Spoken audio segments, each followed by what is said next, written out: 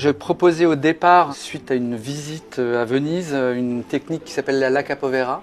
C'est une technique du XVIIIe siècle qui consistait à imiter la laque de Chine sur les meubles en utilisant des gravures. Donc on est reparti comme au XVIIIe, on a réutilisé une gravure, mais cette gravure on l'a faite en sérigraphie. En revanche, toute la coloration et tous les coloriages avant broderie sont entièrement réalisés à la main.